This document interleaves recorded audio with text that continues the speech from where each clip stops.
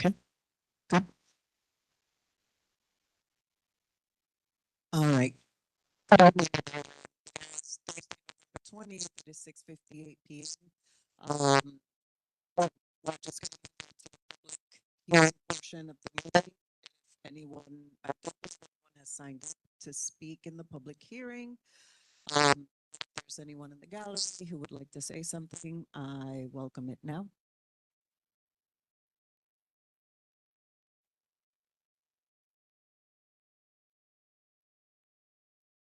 Well, I was just giving people a moment to. Yeah. No one? Okay, so we're gonna do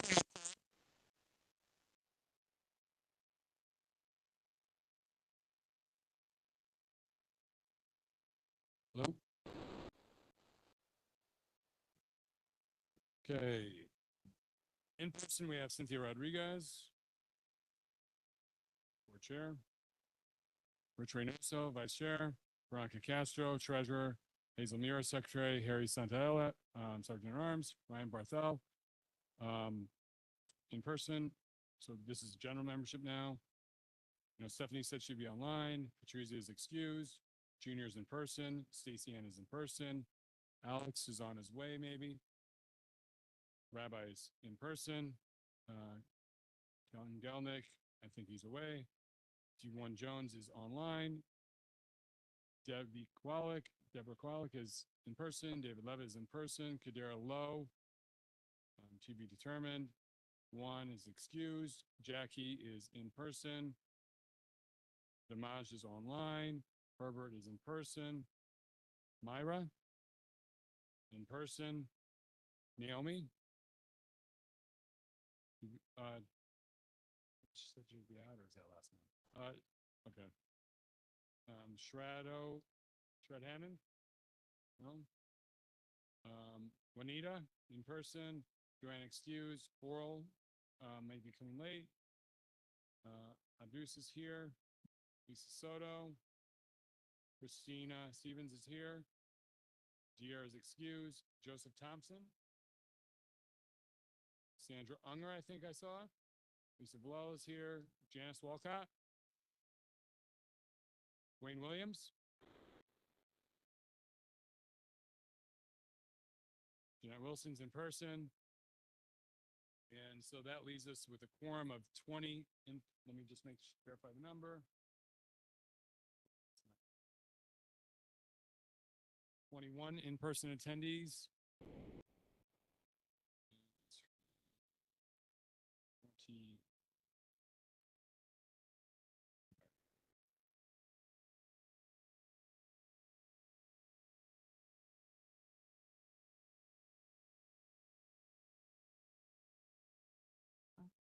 Let us Pledge of Allegiance in a way that is meaningful for you.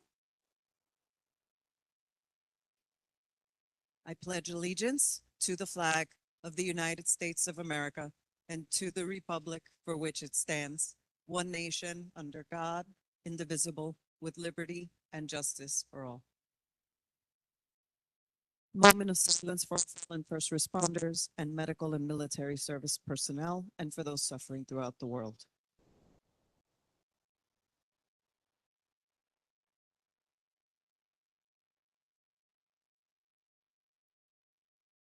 Thank you.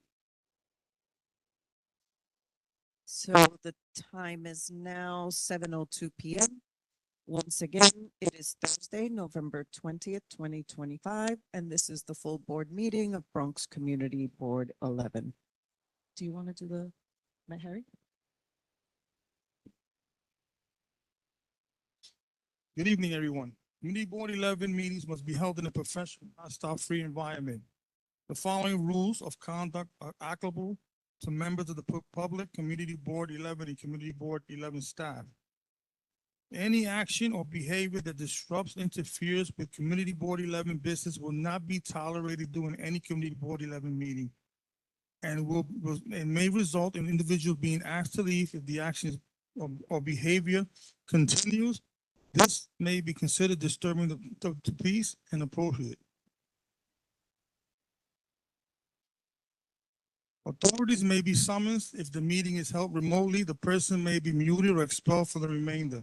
Repeated violations by the same person or groups of people may result in further action by the community board. Any public speakers may address the full board or community with their concerns. Electioneering for a position other than officer board, committee board 11 is prohibited. Engaging in any acts of violence, including threats or grounds for immediate suspension and the right to attend meetings pending review by the Ethics and Disciplinary Committee. Respect, equality, diversity, and privacy of all people by respecting and valuing differences of culture and opinion. Refrain from unpleasant or disparaging remarks other than actions.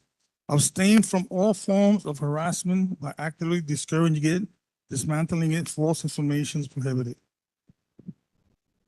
Thank you. And we'll move on to the gallery portion of our meeting. Speakers receive an initial 2 minutes of uninterrupted speaking time. Those registered in advance will be called upon in the order they registered. Is Gabriel Zenoon here? I don't see him. No. Zenoon? No, we can circle back. Mrs. Peter Gay Henry?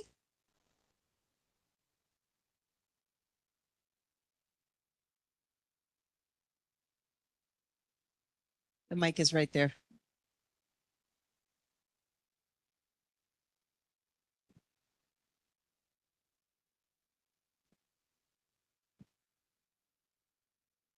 You have the mic. Good evening, Chair, board members, and neighbors. My name is Peter Gay, and I'm a resident of Community Board 11, a healthcare worker and an MPH student. I'm also a former gig worker, and I rely on platforms like Amazon Flex to support myself. I'm here today to strongly urge Community Board 11 to support the initiative 1332-25, 2025, which will provide fair and transparent protections for app-based delivery workers. This bill is important to us because it is a working class district where families are already struggling to make ends meet. Our median household income is approximately 60 to 65,000, which is below the city median. And more than 1/4 of households are severely rent burdened. In a neighborhood where so many people live paycheck to paycheck, losing income suddenly can lead to real life hardship. When apps pressure workers to rush, avoid deactivation, it directly affects safety on Pelham Parkway, Allerton Avenue, White Plains Road, and other corridors you've identified as high risk. I share this as someone who has lived it. As an Amazon Flex driver, I learned quickly that your entire income depends on an algorithm. A single false complaint, even when the customer received their package, could drop your ratings. Many of us depend on WhatsApp and Facebook groups just to stay informed about sudden changes in rules or learn why other drivers were being deactivated. Deactivation isn't a small inconvenience. It's being fired overnight with 30 seconds. So I'm asking you to support this bill as it promotes traffic safety, reduce pressure, and also help families to stay off the street.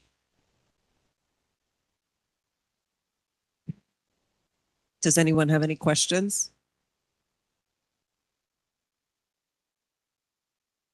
Okay.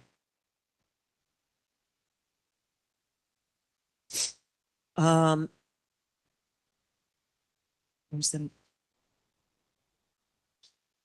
Okay. Abdul? Regarding the sugar warning labels? Yes. Can you hear me? Yes, you have 2 minutes. Okay. Good evening, members of the board and fellow attendees. My name is Abdul Rashid Abdullah, a medical student at the Albert Einstein College of Medicine and an MPH student at the CUNY School of Public Health.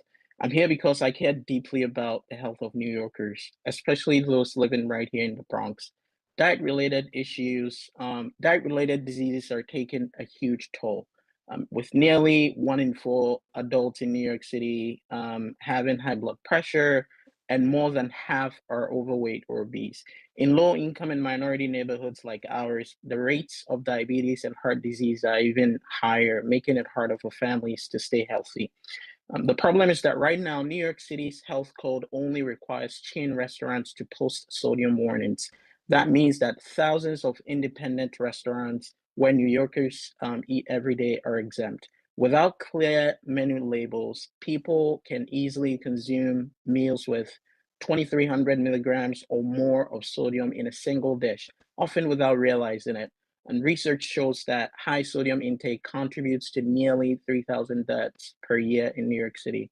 And sugary beverages remain one of the leading sources of added sugar. Without menu warnings, New Yorkers cannot make informed decisions that protect their health.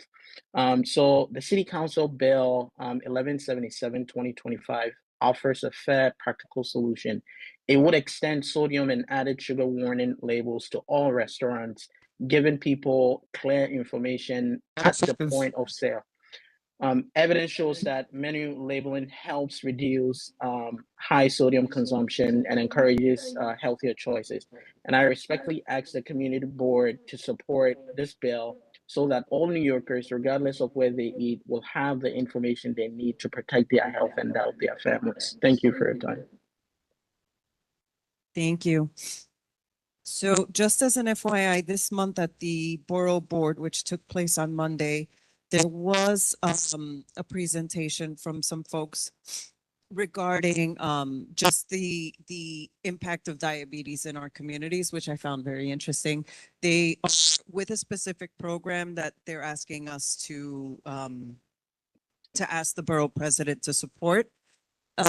Sandy, I'll be forwarding you those that PowerPoint so that you can maybe have them come and speak to the committee. And then Abdul, what I think would be useful is to have you, when we have that person come and speak, have you there as well. Just, for informational purposes. Okay. Yeah, absolutely. I'll be happy to join. Thank you. Okay, thank you. Are there any questions, comments? Okay. Jeremy, Veronica, more senior folks on the board, how have we because this is like the second or third request for support for a particular bill or legislation. How have we handled those in the past?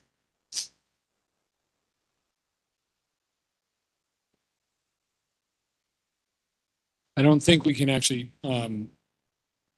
take up a piece of legislation, from what I know, what we've been advised in the past by the borough president's office.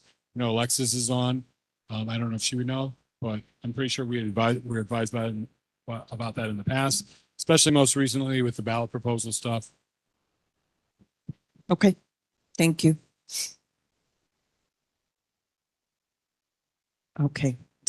Well, if as a board, we can't support you as individuals, as board members, as community members, if you're interested, please look up the particular legislation and see if it's something that you would support. And there's always a place online where you can email, a particular elected official and say, I support this, I support that, or I don't. All right. Thank you. Dr. Camilia Tepelus. Yes, good evening. Can you hear me? Yes. Thank you so much. Yes, first, I just want to say, as we are coming close to the end of the year, I want to say thank you to the Community Board 11 leadership, notably Cynthia and Jeremy, but also all chairs of committees for the partnership during this past year with Morris Park BID and for upgrading so significantly and visibly the processes around CB11 during this past year. I also want to thank Councilwoman Marmorato and her team for their support to us and just for their overall work for the community, the many weekends, holidays they spent serving the district, and a special shout out to Mark Nidis over in Council Member Marmorato's office. I have two quick updates. Morris Park BID, along with local artist Ruth Marshall, installed a new art installation at Matthew Moliner Playground. It was created along with the community through workshops at the Morris Park Library. Then we have scheduled a tree lighting ceremony that we have every year at Loreto Playground for December 12 at 4 p.m. Weather permitting. Please follow our social media if any updates. But I also am afraid that on the less positive side, I must note that the distressed, broken flags that you are noticing on Morris Park Avenue for the past about 6 weeks are courtesy of the organizer of the October 12 event, who was generously funded for this event, but whose strategy is to leave these flags up until they basically fall, become ripped, dirty, falling into traffic, etc., becoming basically a disgraceful sight for the corridor. I just want to close again thanking everybody for any assistance they might provide to us, for taking note of our work, and please always feel free to reach out to us for partnership and positive things for the community. Thank you so much. Any questions? Lisa?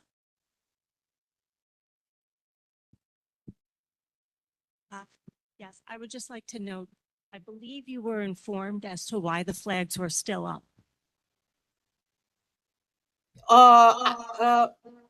Ma'am, the flags are up because the entity that installed them did not put them down, and we are now 6 weeks after the event. I think having a Veterans Day, wonderful ceremony organized in Van Ness, but having broken American flags on Morris Park Avenue does not serve anyone, and some people should take responsibility. The Morris Park bill would take them down, but we do not own them, and I cannot take down property of another entity. Believe me, this is the last year this will happen. I believe there have been conversations back and forth about getting those flags down. They are in the process of trying to get the flags down. Yes, for the past 6 weeks, they are in the process. From 1 week to another, I keep hearing next week. Last one I heard on Monday, it will be on this Wednesday. Today we are Thursday. The broken flags are still up. The process have been, let's have 20 flags. They fall one after the other. Every week there are 20, then there are 15, then there are 10. Now there are about 4. I am publicly calling for this to stop. It's been 7 years of the same. I do not want to go into a back and forth. Everything has been documented. A lot of agencies are informed. There are pictures, there's documentation. I am not making this up. Thank you, Camelia. Thank you. Railway and Transportation Committee, I think that this is something for us to consider in the future when we're looking at the SAPOs. Maybe if, I don't know if this is something that's doable, but maybe having some sort of a stipulation or a contract or a letter or something, a certain commitment from whoever the vendor is that's putting up a flag, that so that we have that sort of what am I trying to say? That sort of reassurance that way this kind of thing doesn't happen in the future. It's something for us to discuss in the Transportation Committee. Okay, something to consider. Moving on to Brian Adams.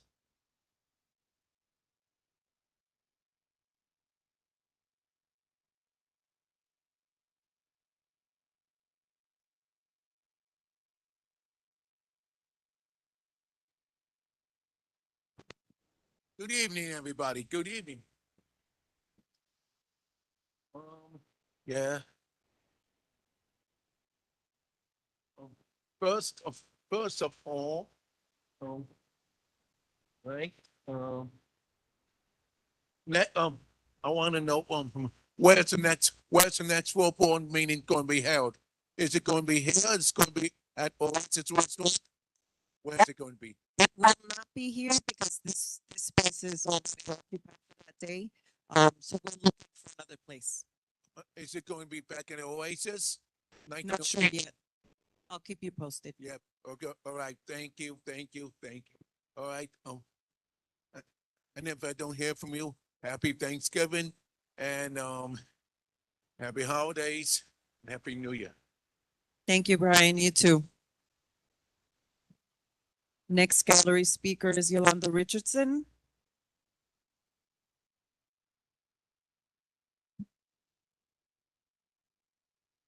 Good evening, everybody. Chair and all the members of Community Board 11. My name is Yolanda Richardson, and I am here asked to come and speak on behalf of 2910 Wallace Avenue, fire that happened January 10th, 2025. If I'm to be honest, it almost feels like, for what?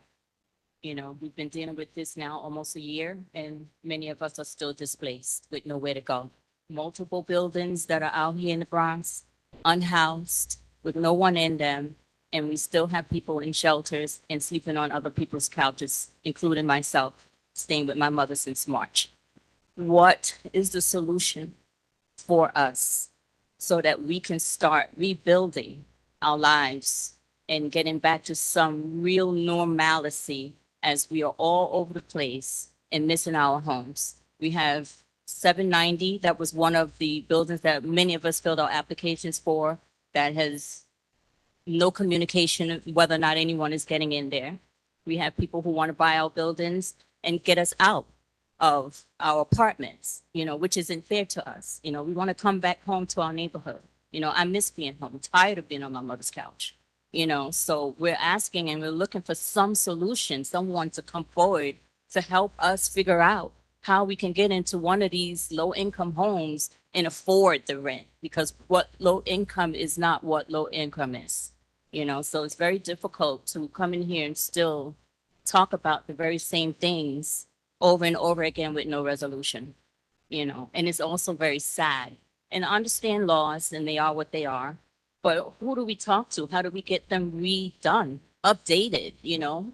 It's really sad.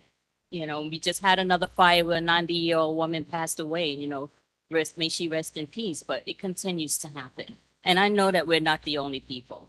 Thank you.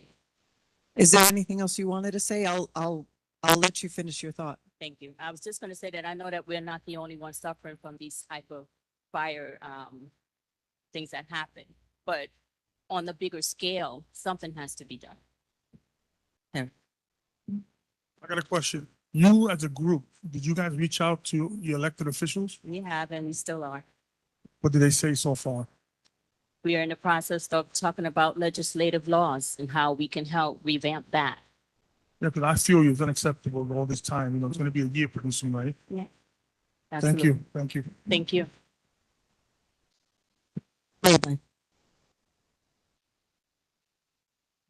Okay, thank you. This is like a follow-up to Harry's question. Do you have documented every person that's been affected by this? Yes, we do.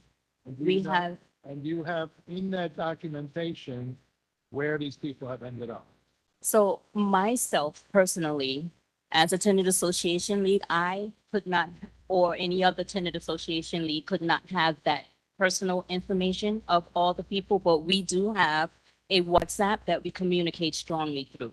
So information is getting out to the tenants, whatever it is that they need to know. We do have cases going on with Bronx Legal Aid, who is helping us with our building also, to keep it intact so that we can get back to our apartments. So there is communication that can go out, but personal information, we're not privy to have ourselves. Okay, so I don't know if I'm allowed to do this, but can we send a letter to all these political people that these individuals are sent to from the community board saying this is outrageous, unacceptable, and these people have to find homes? Can I make a motion on that? You tell me what to do, I'll do it. This isn't unacceptable.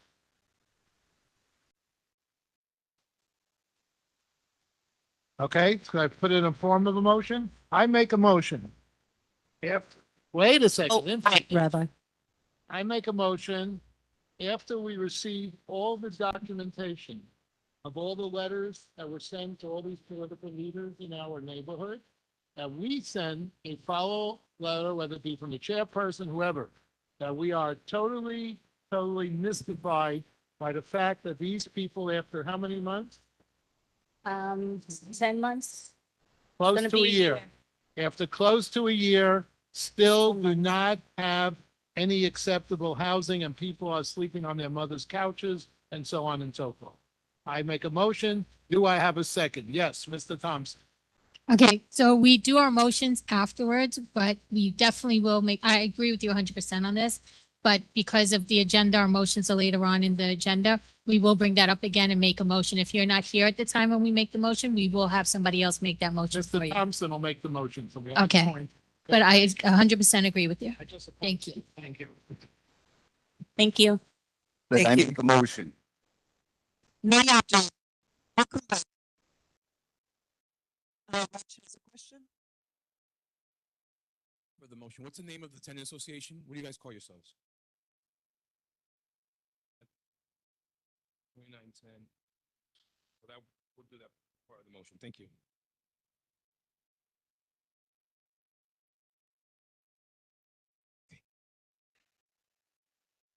Any other questions? Okay. On to our elected officials. Gallery session is now closed. Wilkes-Barre President's Office.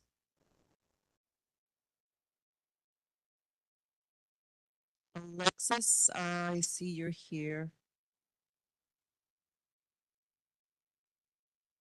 Do I have to request a mute?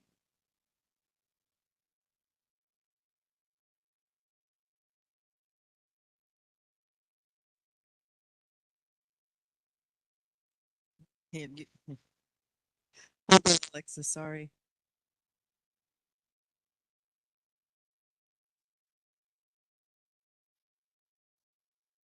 One second, Alexis.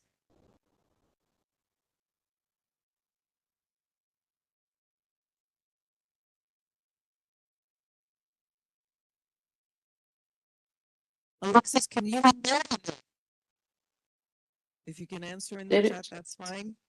did it unmute me? Okay, perfect. Hello, everyone. Good evening. I promise I will make this short and sweet.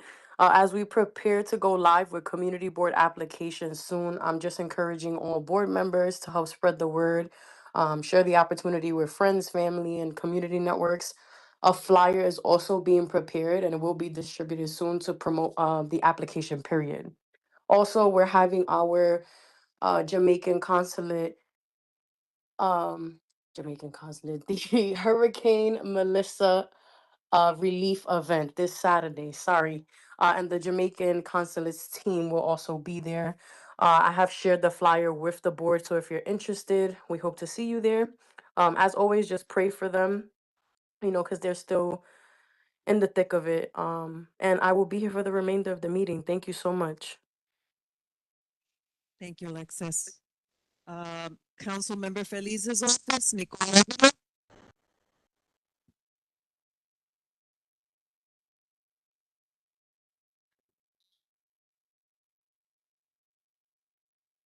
Can you hear me? Sure. Yes, we can. Yeah. Oh, yeah. Thank you. Good evening, everyone. My name is Nicole Aguilar, and I'm from the Council Member's Office of Oswald Feliz. Last Wednesday, the council member introduced Intro 1465, which will require chain restaurants to add a red and white warning label to foods that exceed the 1,800 milligrams of sodium limit. And currently, unfortunately, the Bronx has one of the highest health-related issues as a result of high sodium overconsumption, and the member wants to bring awareness to consumers on this key issue. On another note, I wanted to let everyone know, and everyone is invited for our Thanksgiving turkey giveaway event for next week, Tuesday, November 25th. It will be right outside our district office. It will be from 2 p.m. to 5 p.m. We will also distribute vegetables and other non-perishable food items. Our office is located at 573 East Fordham Road. And I will also include my information on the chat, but you can call our office at 718-842-8100 to obtain more information on this event and other upcoming events that we'll be having in the community. And we're available Monday through Friday from 10 a.m. to 5 p.m. Thank you all so much and have a great evening, everyone. Thank you. Mark, Rich. Nicole Rich has a question for you. Hi, Nicole. How are you? So you heard our discussion about 2910 Wallace Ave. Is there anything that the councilman can do to help? Hello, can you hear me? Yes. So first, we would need the information on whoever would be the designated point of contact on behalf of the tenants, so that we can reach out to the appropriate agencies or contacts that we have. So any legal organizations, the Department of Buildings, HPD, and etc. So that way we can be able to help with the constituent or the point of contact. We can help them accordingly. Have you guys heard about the situation before? I will have to speak to the member on this to confirm, but I will definitely provide my email contact information in the chat, and I will also stay after the meeting. Go ahead.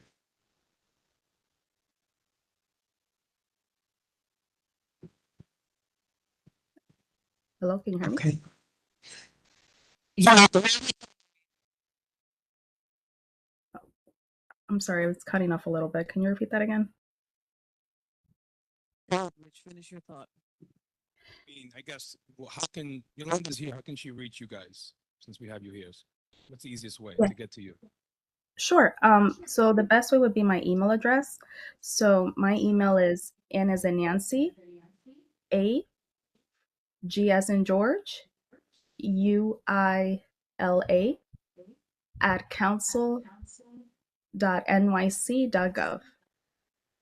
Thank you. You're welcome. Thank you. Yes. Yes. All right. So district, I think Rich's idea is just to kind of get the word out and try to get an hands up kind of approach on the situation. Yeah. Councilmember, Councilmember office, Nitus. Good evening, Chair and members. My name is Mark Nitus, and I serve as Director of Budget and Legislation for the Councilwoman. My apologies for not being able to be there in person this evening. We spent the entire day handing out over 400 turkeys to our constituents. So while I don't have any updates other than our upcoming events, feel free to follow our social media. We have some holiday events, including, Christmas with Santa, toy giveaway that are in the works, and we would love to see you all there in attendance. So thank you again. Have a wonderful evening and a happy Thanksgiving. Are there any questions or comments for council member? Rich, Vice Chair, would you like your Yeah. You could drop your email right now.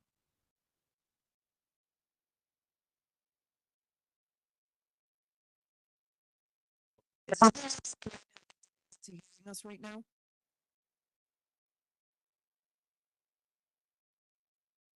Thank you, Mark. Of course, we're having a little trouble hearing you, Cynthia, on the online end. I think it is just your microphone. The others we hear clearly. Okay, thank you.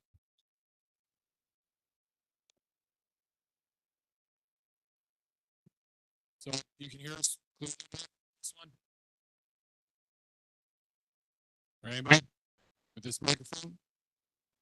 No, that one is still very staticky, Jeremy.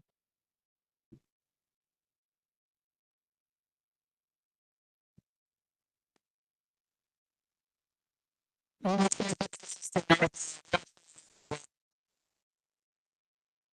one we can't hear at all. That one you're not coming in clear at all.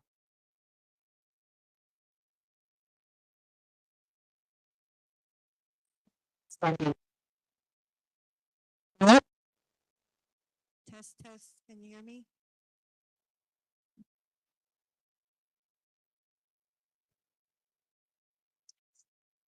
So with that one, you can hear you, but it just sounded very, very, very low, but you were clearer to hear you say test, test, just very low.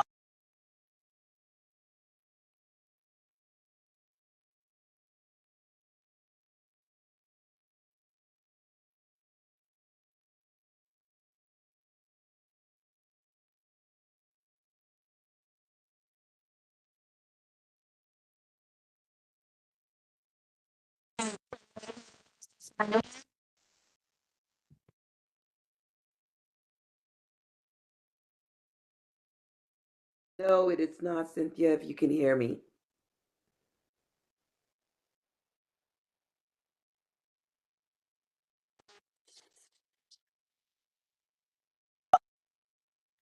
That one seems worse.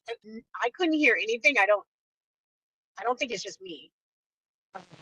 No, it's not just you.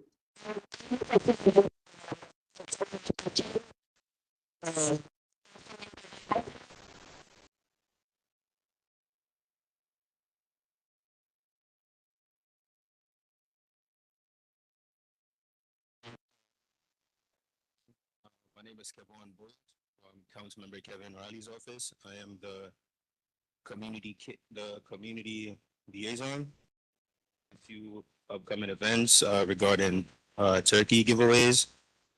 But first, I'm gonna mention our Hurricane Melissa relief effort that will be taking place this Saturday at 12, and it will be at the YMCA. Following that, we're also doing our Thanksgiving giveaway at our office. That is 940 East Gun Hill Road, and that one will start at 3 p.m. Next week, we're also doing another Thanksgiving giveaway. This one will be taking place at our Quad City office. That's 135 Einstein Loop, and start at 10 a.m. and will be in the yard. Following that, we're also doing on the same day, Monday, November 24th, we're doing the afternoon giveaway as well. This one will also be in Quad City, and the address for this one will be 2049 Ash Loop. That will be right behind the library, and that one starts at 2 p.m. Looking forward to December, our tree lighting in Section 5. That will be taking place Saturday, December 6th at 3 p.m. And that one will also be at 135 Einstein Loop in the courtyard. We got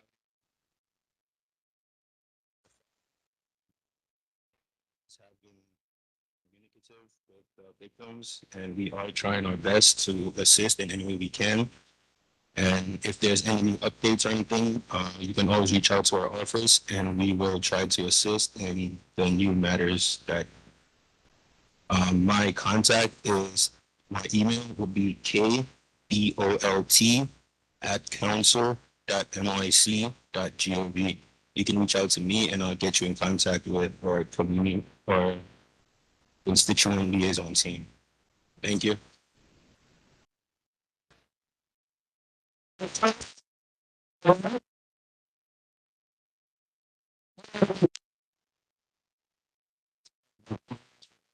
So on the table as well. And I was just asked, is there any what's happening in this community? Because I've heard a whole bunch of co-op cities, and then I didn't really think in this community. This, like in this Van Ness area, Morris Park area is not really our district. We go more towards Gallatin. So to this side of the district, we will be having a Thanksgiving giveaway in front of our office. That will be on Gun Hill Road. Earlier this week, we did a turkey giveaway at outside houses. That was a little bit closer to here, but it wasn't directly here. So we tried to move around our district as much as we can. Thank you.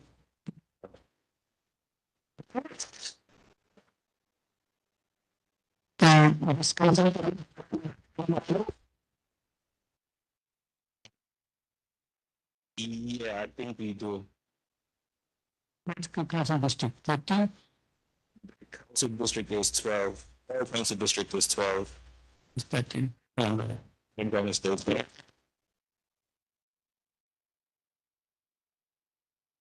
Okay. Census?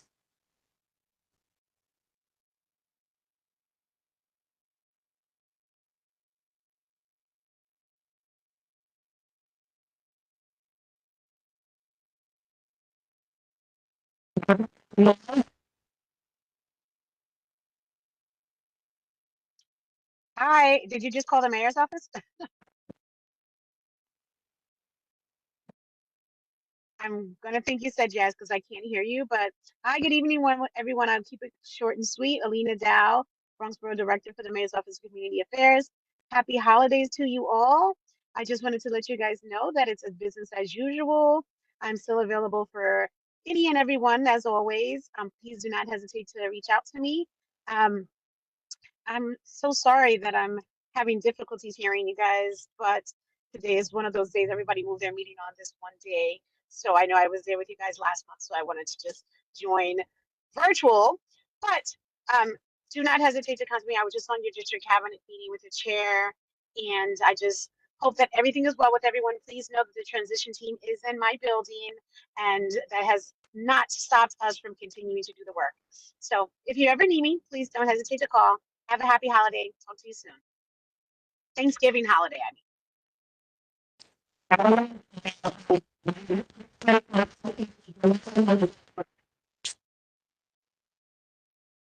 I'm so sorry. I didn't hear what you said.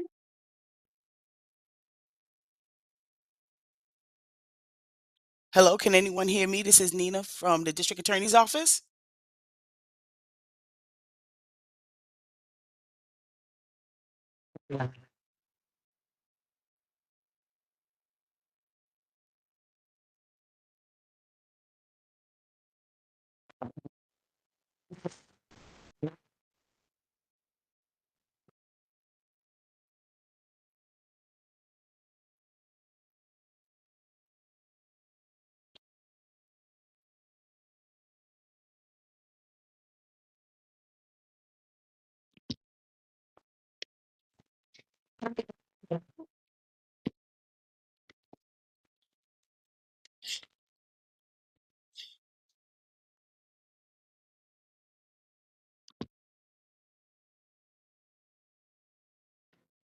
I'm sorry, I was trying to press my camera button.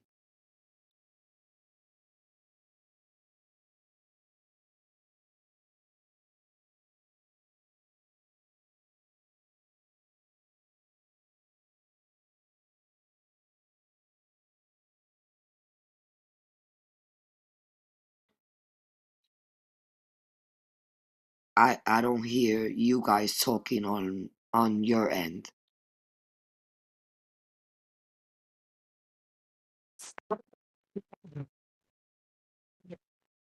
I sound muffled on your end, is what Miss Alina was saying.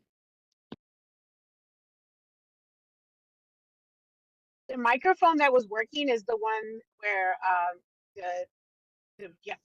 all the public speakers and the electeds were just speaking. That one was clear. We could hear it online. But any other mic now is completely, we can't hear you at all.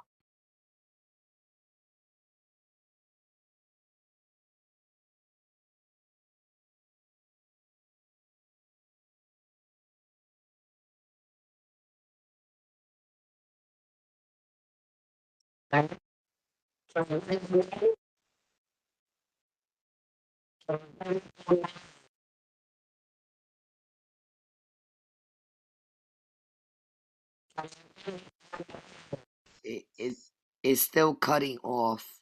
It's going in and out. It's really muffled. We barely making out your words online.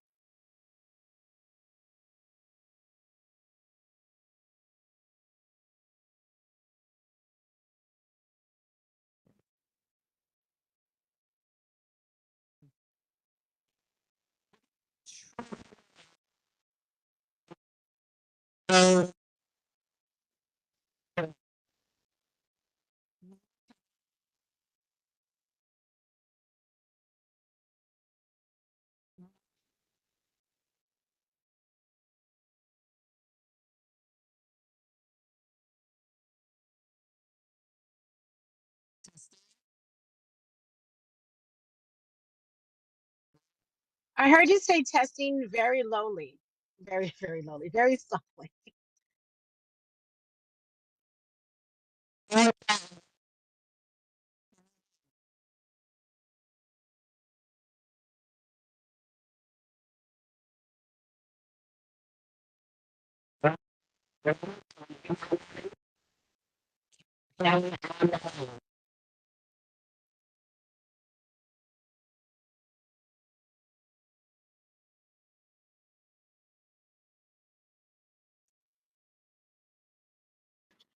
Ms. Alina stated that the speaker for the guest whose microphone was working fine, but it's our speakers that is, I mean, microphones that are not working.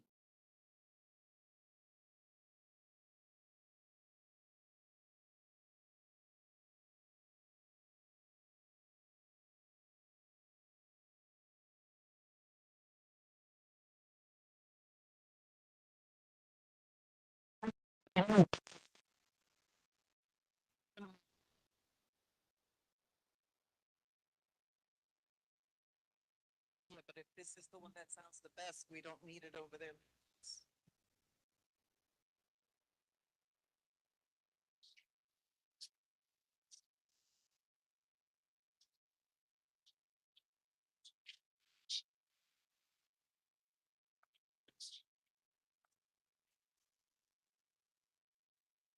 So let's try that. Change it back.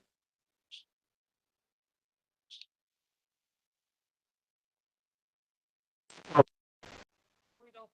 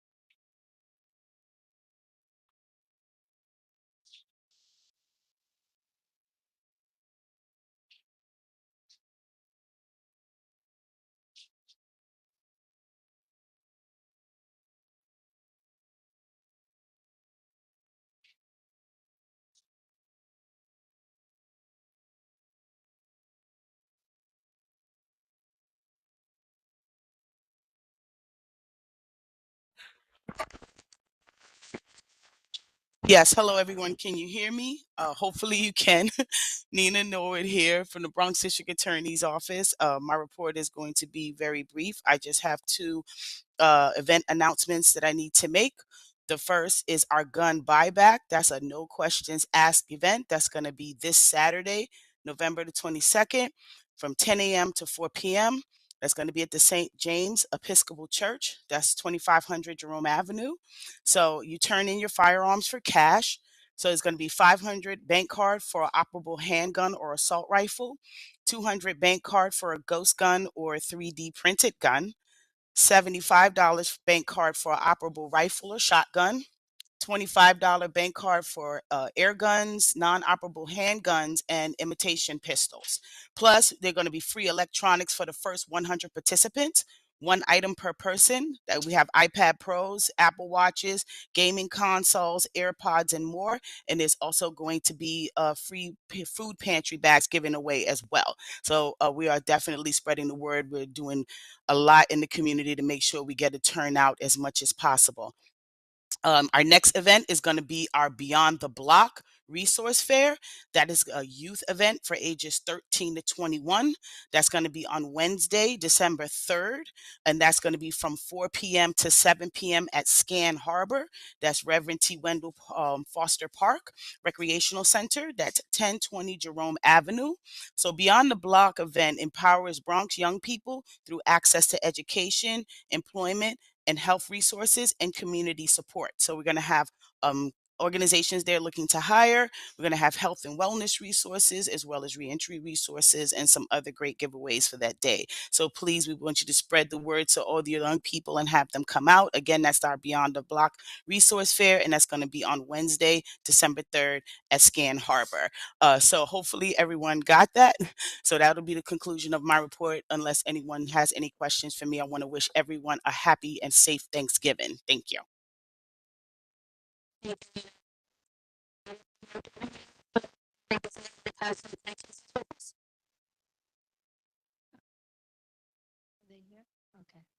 So we have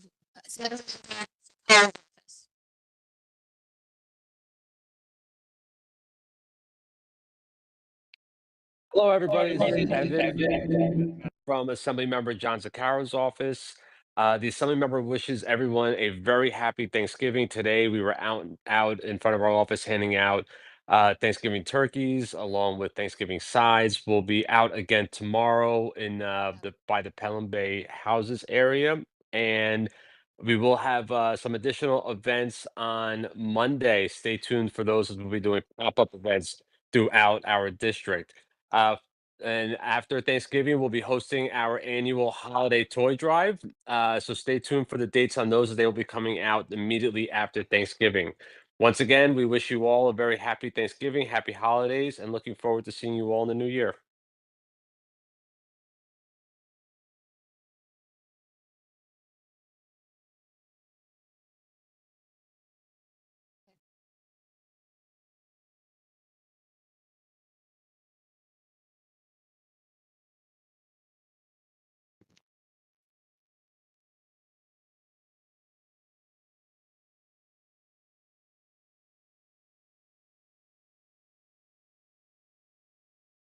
questions or comments by board members? Okay. So, due to the us moving the meeting up a week earlier, I was a little late in getting the treasurer's report to the office, but it has been delivered to the office and it will be published shortly. Okay. And then we're going to move on to the secretary's report. Pass this down to Hazel. Oh, she has it. Okay.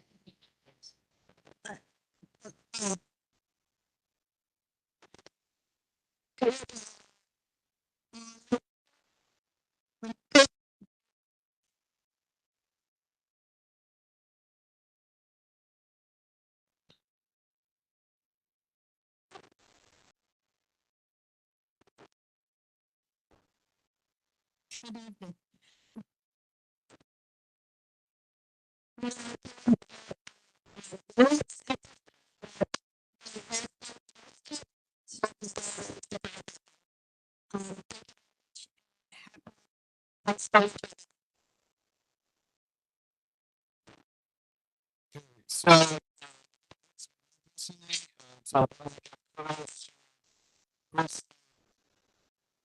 normally I do every single live stream. Live stream meeting when the live stream's working. Lately, I've been having an issue with that. I think it's more about a firewall than anything. I thank Chris for running parks or setting up parks, and then Harriet for running the district service cabinet meeting on Thursday. And both cabinet meeting minutes and November ones are published and to be continued. I mean, I don't have too much right now. Like I said, I've been taking some leave lately. Unless there's questions, I recommend we hold off until the end of the meeting. Okay, that concludes my report for now. Yeah, that's what I was going to do.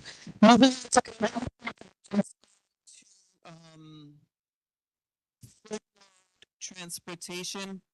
Robert's got to leave early, so I'm going to give him the courtesy. You're up. Okay, I'll hang for a little while as long as I could stay. But we have two items on our agenda. And one of them, which is not up here, is the renaming of the Henry M. Picalo Way. And that has been brought up to the board. And the board has any questions about it, they could ask me about it. Plain and simple. Yeah, sure. So I should start with that? Go ahead, yeah. Okay, sorry. Okay. Motion is that we send a letter on behalf of those from 2930 2910 Wallace Avenue to all our political leaders within our district, stating to all these leaders that the tenants of that tenants of that building have made every attempt to lessen the burden and to somehow to get into living conditions acceptable for all of them. So if you want the short motion, a short motion would be letter to our political leaders on behalf of 2910 Wallace Avenue.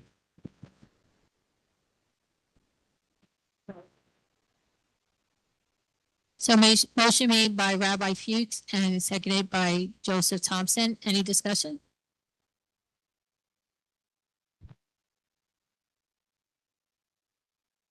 If they want to be part of how the letter is written, you can send something to the board office and we can use it as a template to the letter that we're going to write. Okay. Any objections? Any abstentions? Motion passes. Okay, now we have another motion. Thank you. Oh, I'm sorry. Now we have another motion that CB11 adopt a resolution in support of banning non-essential helicopter flights over the New York City metropolitan area. And to give you the brief summation of this, that there is a group, I believe, that come out of Manhattan.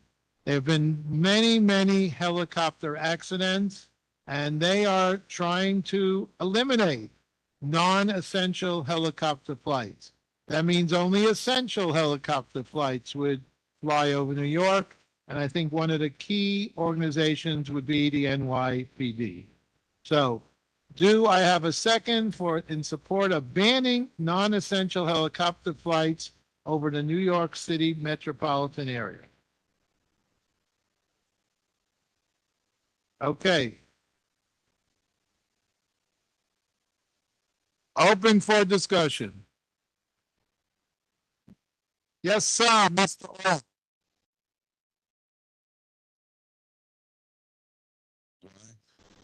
Hello, 1, 2. Reason? The main reason was that were especially the recent one where I think it was a wife and a husband and 2 kids lost their lives over a helicopter tour over New York City.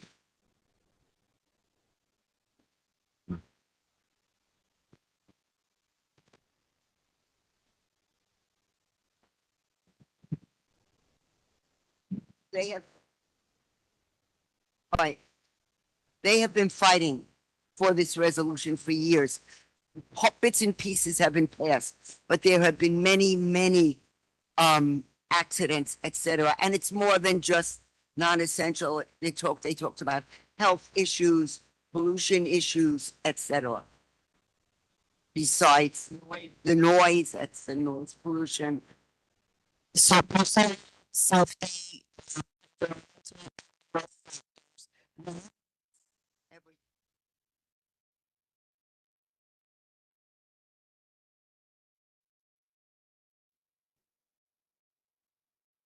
it.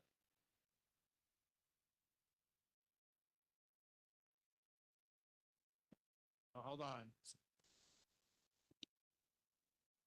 Hold on. That's not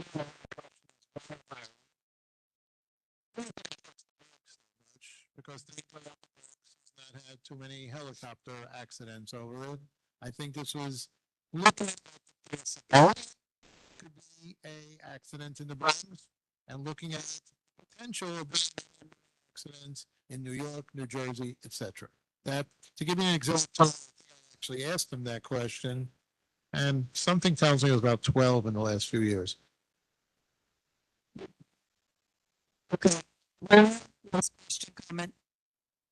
I wanted to elaborate on what they were saying about the health and safety. That's really the biggest one for me. I live right next to the Parkway, and I hear them all the time telling people in Westchester and Connecticut that, hey, guess what? There's traffic leading up to 95. It's no surprise. There's a lot of a lot of research that shows that excess noise like that has cardiovascular issue or raises cardiovascular issues and shortens people's life. I mean, it goes for traffic as well, but helicopters are a big part of that. Well, I mean, I see that you said you don't think so. It's in the academic research. I mean, you can write your own paper to argue against it, but that's what's out there. Okay, that's it. Oh.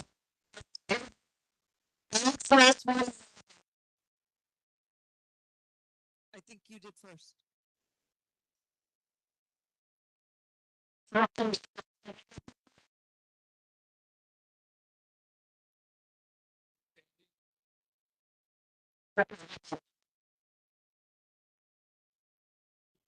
Yes.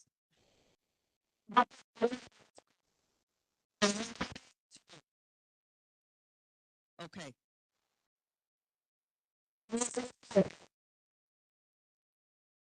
Favor. Oh, wait. Alex. To the resolution in support.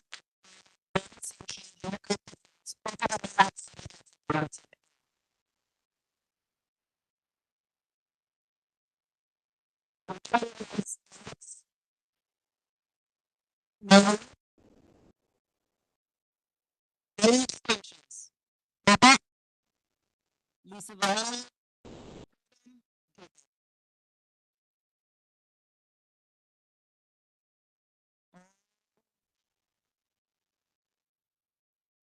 Okay. Okay. Yeah.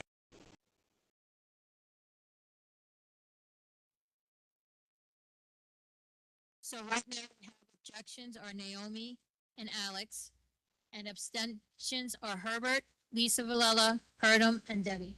Anyone else? Anyone online? Anyone else abstaining? So we have 5 abstentions. Motion passes.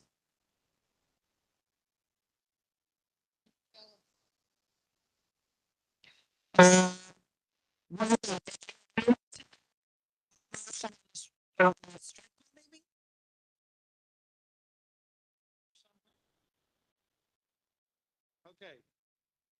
so now I have to make another motion. Sorry, my fault. I make a motion. We got some requests on this to rename a street Henry M. Picola Way, which will take place on the corner of Yates and Van Ness. This is a long night, so to give you quickly, he did a lot for the community. I got a few emails that he did a lot for the community, and that's it. You vote. Do we have a second? Lisa Viola? Any objections? Oh, sorry, discussion.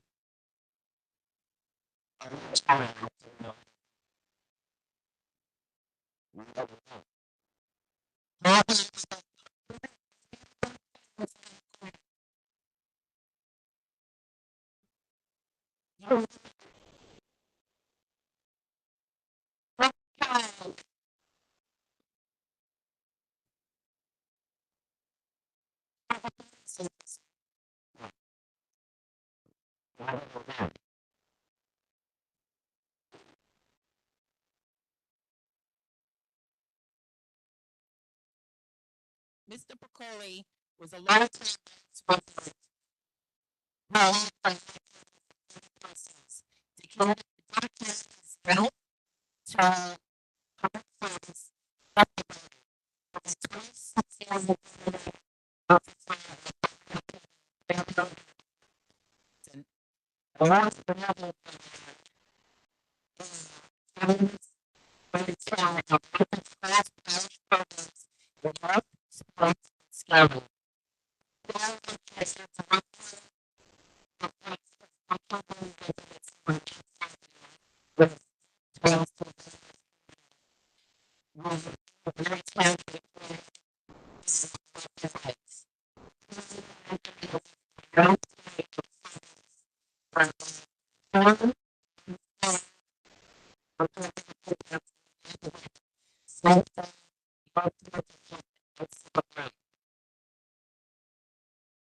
want me to continue on?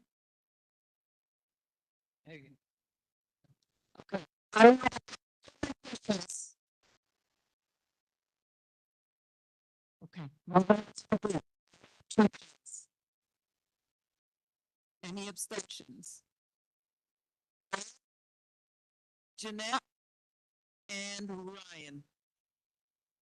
And Joe Thompson. Motion passes. So we're on the transportation, yes? No. So I would like to say, which I said at the last meeting, there are 4 items that have not been addressed in this district. And I thought I was going to bring it up at the committee meeting, but we had the combined meeting, so I never brought it up. But I'd like to bring it up to the whole board because I'd like the whole board to add, because I'm going to, whenever I find out there's a DOT person that can respond or an MTA person, I'm going to write a personal letter to these people. The items are, number 1, this is the Ryan one, the blinker at whatever place that's called on Boston Road, Waits Place. That has never been resolved. There are buses lining up there up to Kazoo. No good.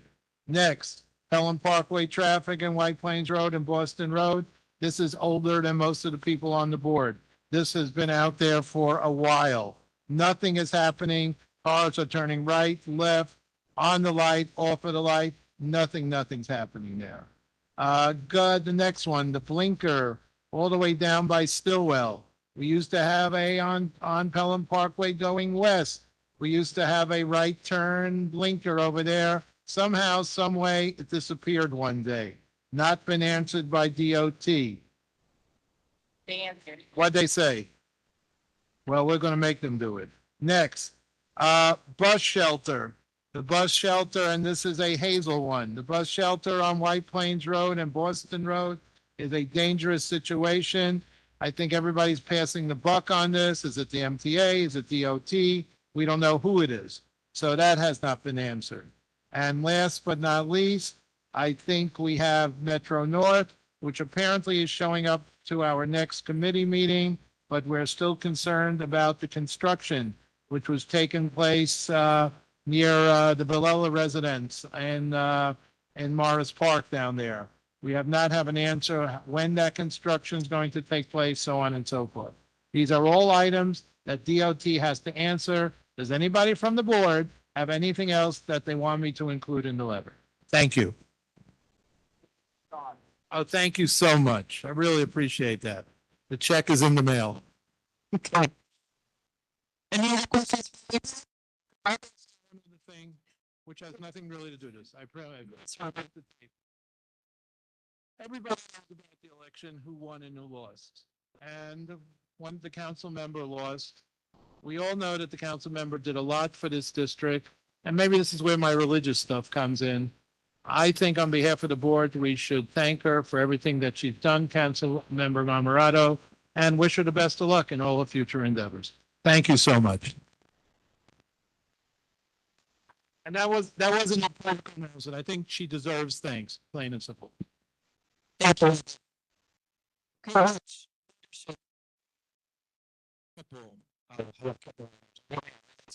Attendance at subcommittee meetings, so we're going to look at attendance. It's up published. Thank you. Folks, too short time, but we're attendance at subcommittee.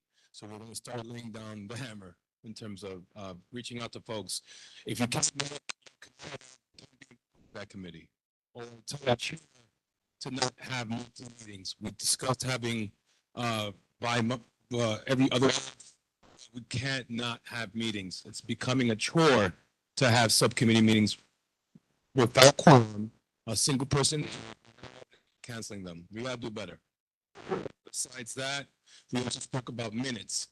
So what subsection is it on now? 106. 106. There we go. 106 in the open meetings law. Minutes, video recordings. So moving forward, we will also transcribe them as a backup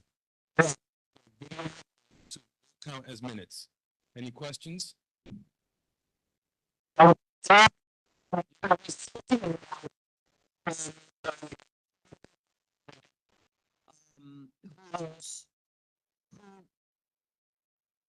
Whose interpretation of the recordings is that it has to be published. We understand that which means, you know,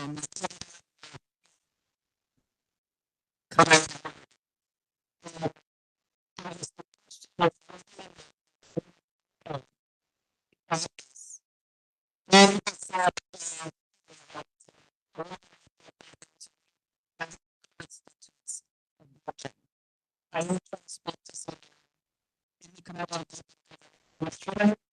Said that they should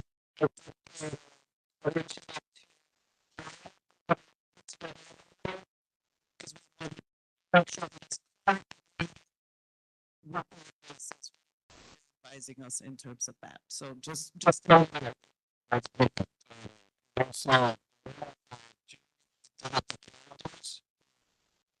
This that's fine. So for December and January, right? So the calendar, the address of the meetings, which is the community board office. So you can see that moving forward. So there's no question online about where they're going to be held. I think that's it. Rich, if I may, just to go back on the attendance part. Sure. If people are finding it hard to join in person for their committee meetings, maybe they need to change the committees because it's hard for everybody for those who make it in, to make the quorum. And then if people are sitting at home, just because they want to sit at home, that's not fair. But if it's because you can't come in on person on that particular day, then find a committee that you can be in person on, that falls on a day that you're available. Agreed. No, that's a really good point, Veronica. You don't have to stick to your committee. Just hold on. Bye-bye. Yep. That's all for leadership.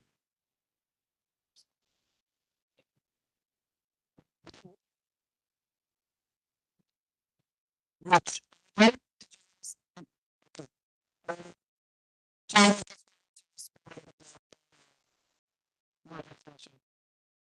So I did talk to Mr. Manager, Community Board 11, 2 processors ago. And something that was prohibited. He did find 2019. It's not prohibited. If we vote, I guess, like, you know, this helicopter thing is the example. With the keyboard rather than passing resolution, trying to press position. So I guess if we take it to another level, I think there might be a problem. But so should be no problem. Legislation, period.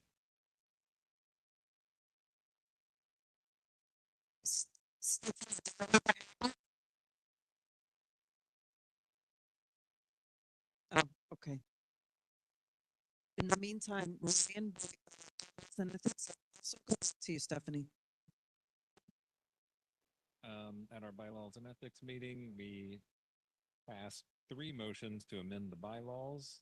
They're in your agenda, but the first one is to clarify that gallery session speakers at both committee and full board meetings receive an initial 2 minutes of uninterrupted speaking time. The second one clarifies that unregistered speakers who are physically present at the meeting should be given the opportunity to speak before unregistered remote speakers. They don't have to take that opportunity, but they get their choice. And the last one limits the amount of time an elected official has to respond to questions to 10 minutes. So as long as this is okay, I'd like to take a vote on these three as a package.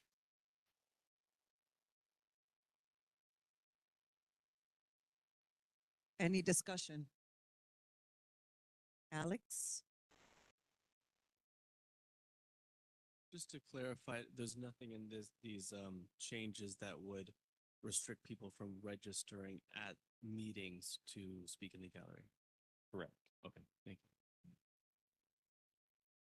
Anyone else? Naomi? I'm a little bit concerned with the time limits, and I am also concerned with doing this as a package deal, because there are three different things. But I am very concerned because the public is not in agreement with lots of time limits.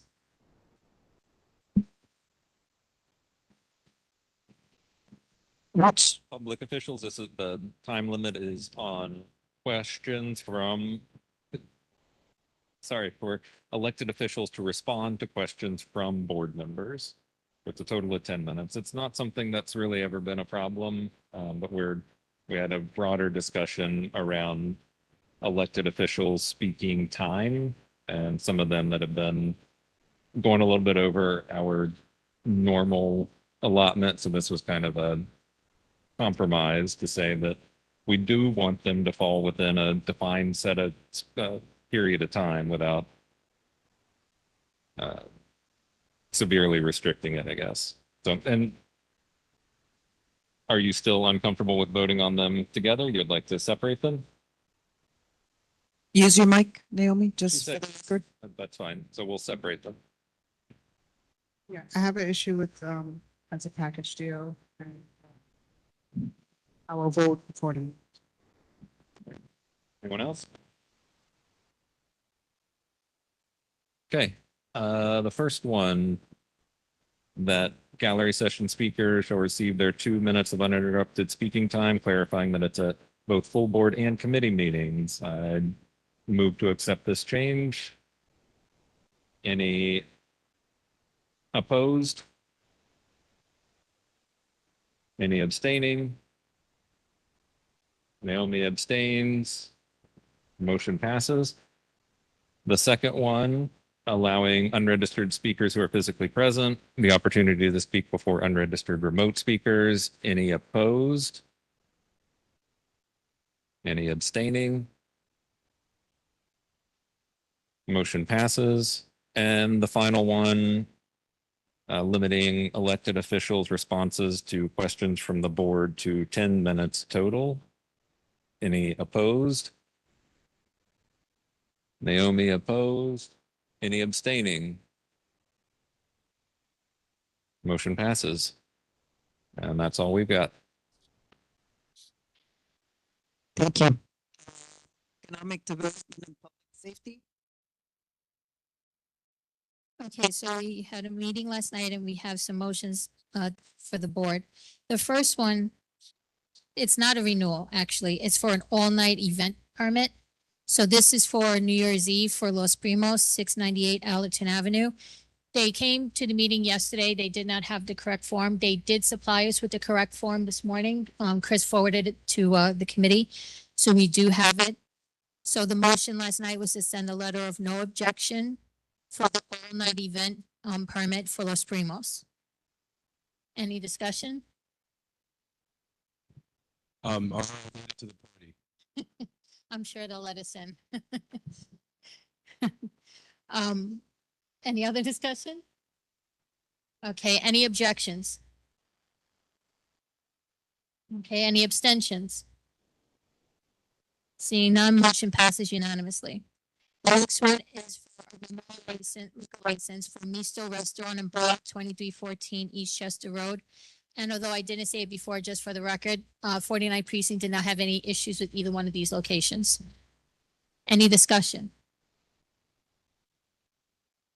Seeing none, any objections? Any abstentions? Okay, motion passes unanimously. Now on to the cannabis license. So for this one, this is Holy Buds. They put in for 2 different locations. We had this applicant come up last month, but they did not show. We also reached out to them again for this month, but they did not show. So due to the fact that we had some community concerns that could not be addressed, we motioned to send a letter of objection to the OCM for these 2 locations. Any discussion? Seeing none, any objections? Any abstentions? Okay, the motion passes unanimously. And that's all I have. Thank you, everyone. Thank you. Sandy, did you have anything for health and social services? Okay. Thank you. I'm sorry? Please.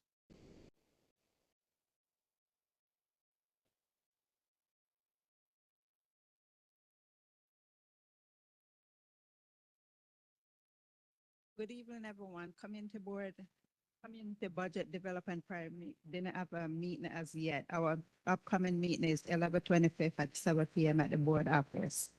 Happy Thanksgiving.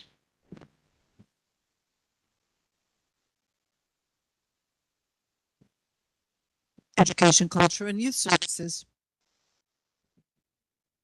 So we are in the process of promoting the Yankee Youth Leadership Award, which recognizes 5 young people who either live in the district or do community service in the district. And they get a $750 stipend as well as being part of a ceremony at Yankee Stadium. Yeah, we're in the process of emailing people in the district and publicizing flyers. And I just encourage anyone here who knows someone or knows an organization that might be interested in that to let them know that we're accepting applications. Thank you. Any questions for Alex? Okay, great. Housing and land use, Rich? Juanita? Hi, good afternoon. Oh, sorry, evening. I'm still in we just had our meeting Tuesday.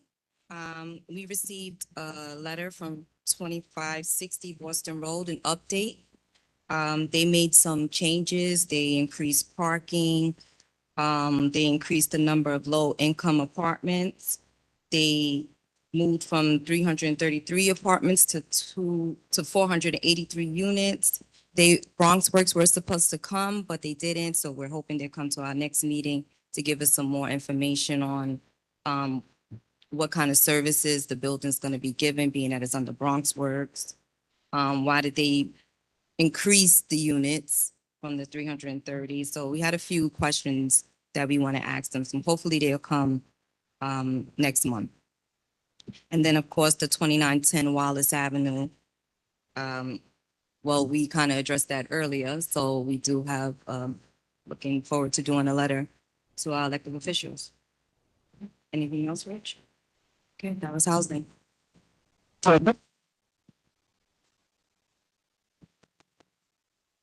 Is 2560 the lot that's near Popeyes on Boston Road?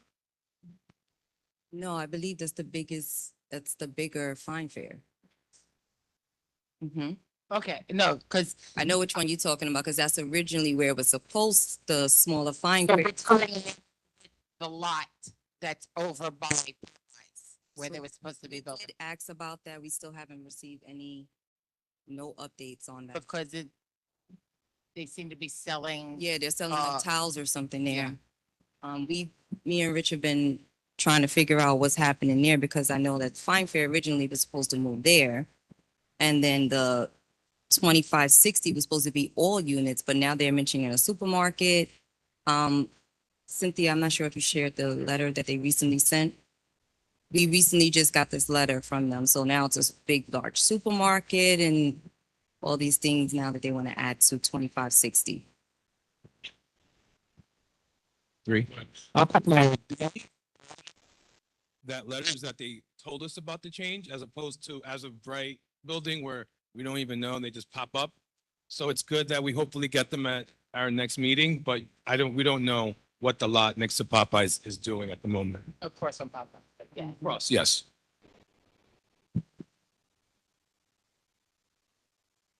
Any more questions? That's it. Okay, so the number is dated October 8th. It's in my email November 3rd. But the long and short of it is that the number of units increased from 333 units to approximately 483 units. The supermarket was supposed to be 15,000 square feet, and it is now estimated at 27,000 square feet, including 22,000 on grade. And it's supposed to be 65 residential parking spaces, which will be available to residents on first come, first served. For total residential 108. Additionally, they switched from the original mix and match, where units are affordable to households earning up to 120% of the AMI. They are proposing to use HPD's LPP affordability, which is majority 60% of AMI. So that's what they gave us, and then we're trying to get them December, and maybe I don't know. We can talk about maybe doing a.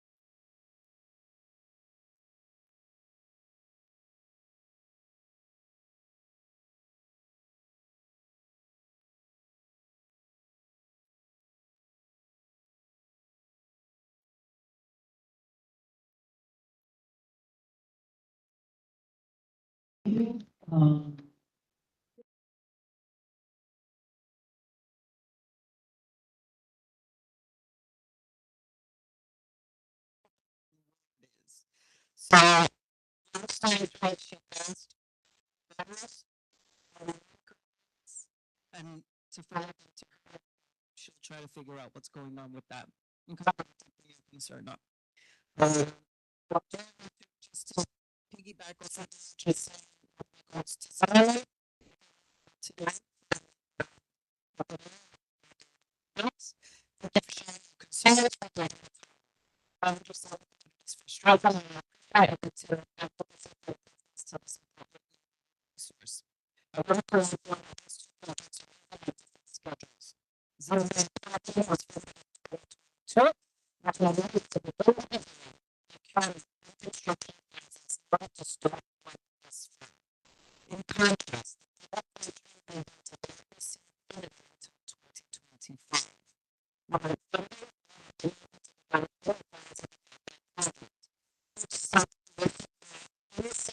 was funded to secure construction. Building is in place, we are preparing to begin the design.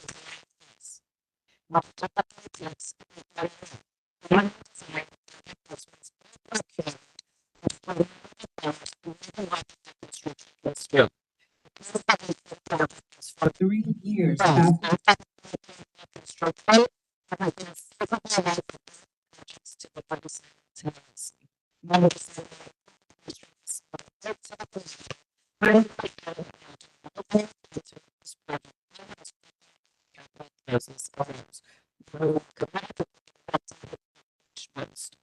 So we in parts of those things.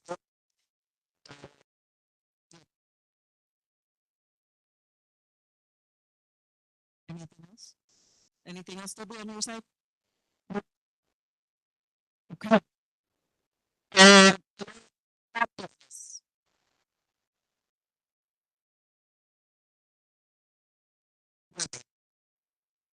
Sorry, I apologize. Talking too much tonight, but thank you. He just said, I know. Okay. Get rid of this guy. Okay, sit on the other side next to him. Okay, in regard to old business, I would appreciate if the board would consider, the last board meeting was held in a place where there was no parking whatsoever, very hard to get there, very hard to find a parking spot. And in all the years I've been here, I think that was maybe the first or second time we had a board meeting with no parking spot. The only other place I think was once at the Bronx House. So I wish the board would reconsider when they could have a meeting all over this district, but not without a parking lot. Thank you so much. Yes. It is. Propel Energy. They have come to the board twice to give us, oh shoot, I just lost my internet. Oh, gosh. So Propel Energy is basically a way to carry electricity long distances. And they were asking the community, they came, was it last month or this month? Last month? They asked for a letter of support from the community board, if at all possible, preferably in December. So, I'm just putting it out there. If, you know, if you can take a moment to go through the old agendas, there should be PowerPoints there. We should have forwarded the PowerPoints if we received any. If not, I'll look through my email and make sure that those get forwarded, but we should think about, voting on a letter of support for Propel Energy. Any questions? Ryan?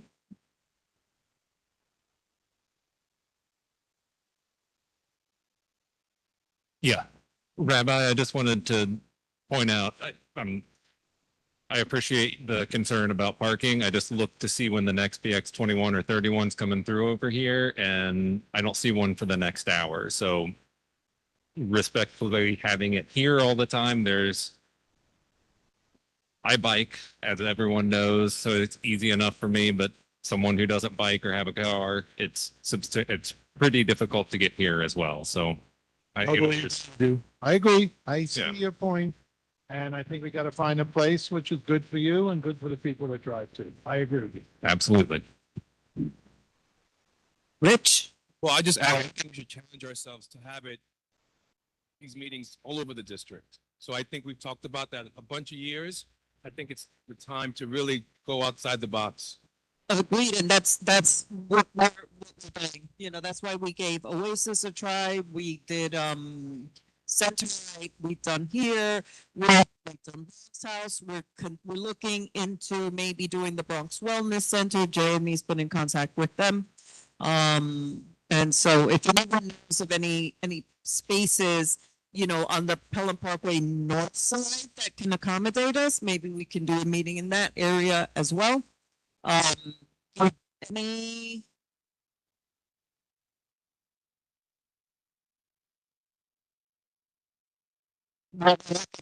Schools as well. Thank you. Business. Yes. Sure. Last time we brought up, mention anything on this year. Yes. Thank you. So, regards to the holiday dinner, our date is still December 11th, correct? We're still trying to find a place that is a city vendor that we can book, but I will keep you posted. Hopefully I'll have some sort of answer in the next week. Worst case scenario, we may end up in the same place as last year, if they can even accommodate us. We'll see. Sandy? Yes. We'll get to other dates. Okay, so Fratelli's can't do the 11th, so we'll figure it out. We'll have an answer hopefully this week. Anything else? I make a motion to adjourn. Motion to adjourn. Second by who? Debbie? All right, so meeting adjourned at 8:33. Thank you everyone for dealing with all our confusion with the, tech. Thank you. Have a good night. Happy Thanksgiving.